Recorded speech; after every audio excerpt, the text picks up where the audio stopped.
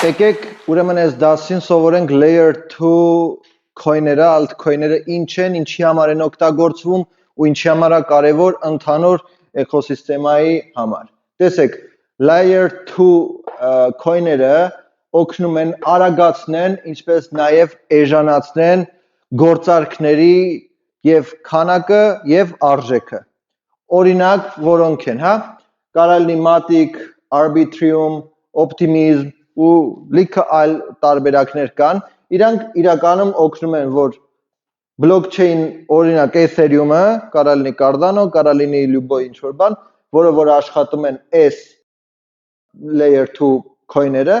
օգնում են արագացնեն process-ը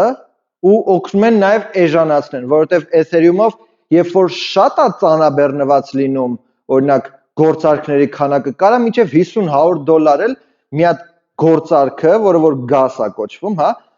նույնիսկ հասնի բան, այսինքն թանկանում է, գործարքները կուտակվում են, իր արժեքը բարձրանում է գործարքի։ Հետևաբար ստեղծվել է այս coin-ները, որպեսզի օգնեն այս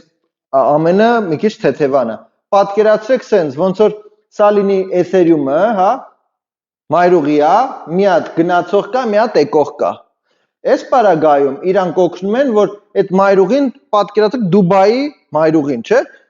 Մի հատ չի, երկու հատ չի, այլ 6 հատ, 8 հատ է, որպեսզի հնարավորինս շատ գործարքներ կարողանան գնան ու արագ հասնեն տեղ, ու բնականաբար ծանրաբեռնվածությունը քչանում է, համեմատած երկու հատի,